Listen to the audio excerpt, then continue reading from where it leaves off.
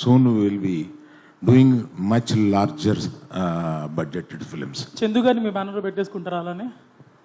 వినపడలేదండి. చందు గారిని మీ బ్యానర్లో పెట్టేసుకుంటారు, మీరు చెప్పారు కదా బ్యానర్స్తో డైరెక్టర్స్ అసోసియేట్ అవుతున్నారు అని. చందు గారికి నాకు ఉన్న అండర్స్టాండింగ్లో నేను ఎప్పుడు చేయాలన్నా ఆయన చేయడానికి రెడీగా ఉంటారు.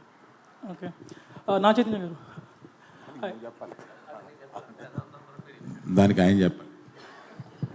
అరవింద్ గారు ఏం చెప్తే అదేండి, బొమ్మరిల్లు ఫాదర్ ఆప్షన్ లేదు, ఎందుకంటే ఆయన మా తండేల్. ఓకే, నా చైతన్య గారు so when you look at your filmography, last years was a very dull period for you to accept the facts. Thank you గానీ, లాల్ సింగ్ చెద్దా కానీ, కస్ట్ కానీ.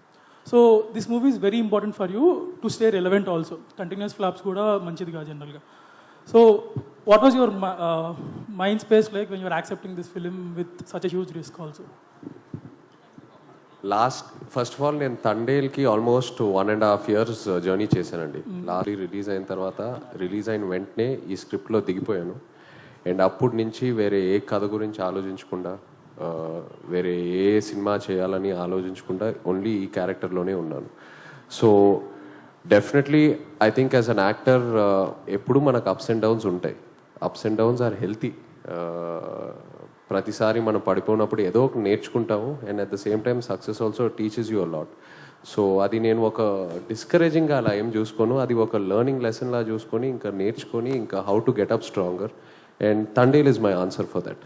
So this is Naga Chaitanya 2.0. How will it be going forward? This is Naga Chaitanya 2.0 అనుకుంటే Thandel. So how will it be going forward? Thandel 2.0 అని అంటారా? నాగచైతన్య 2.0 అనుకుంటే after a small failure, next cinema 3.0, ఆ తర్వాత 4.0, 5.0 అంతే. బన్నీవాసు గారు, బన్నీవాసు గారు, last 2 questions please. Bunny Vasu garu, this is Chandu, anchor from Filmy Looks. So first of all అంటే మీ సినిమాకి సంబంధించిన ఏ డిసిషన్ అయినా అల్లు అరవింద్ గారు తీసుకుంటారు. బట్ హిట్ అయినప్పుడు ఓకే, మీరు అనుకున్న రిజల్ట్ రానప్పుడు అల్లు అరవింద్ గారిని ఎలా ఫేస్ చేస్తారు?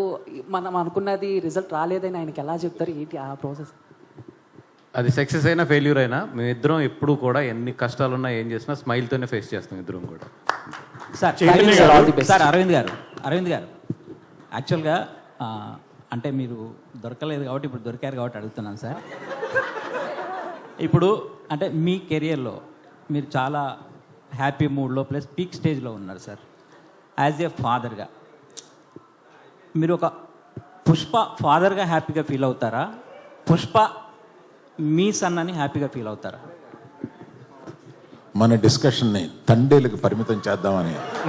నాగచైతన్య గారు సార్, ఇక్కడ ఈ సినిమా గురించి మాట్లాడుతున్న ఇన్సైడ్ టాక్ ఏంటంటే లవ్ స్టోరీ చాలా బాగుంది, అలాగే నాగచైతన్య యాక్టింగ్ పీక్స్లో ఉంది అంటున్నారు. అలాగే మీ ఫాదర్ కూడా చూశారు, నాగార్జున గారు కూడా. ముఖ్యంగా చూసిన తర్వాత ఆయన రియాక్షన్ ఏంటి? క్లైమాక్స్ చూసిన తర్వాత ఆయన రియాక్షన్ ఎలా ఉంది? అదే ఇప్పుడు మీరు ఏదైతే చెప్పారో, ఏదైతే మీకు టాక్ వచ్చిందో అదే చెప్పారు నాకు కూడా. నాగచైతన్య గారు మాకు కూడా అదేంటో చెప్తే ఇంకా గంటలోనే రిలీజ్ ఉంది కదా. మీరు చెప్పారు కదా క్లైమాక్స్ పీక్స్లో ఉంటుంది, అదే సేమ్ అదే చెప్పారు ఆయన కూడా. బన్నీవాస్ గారు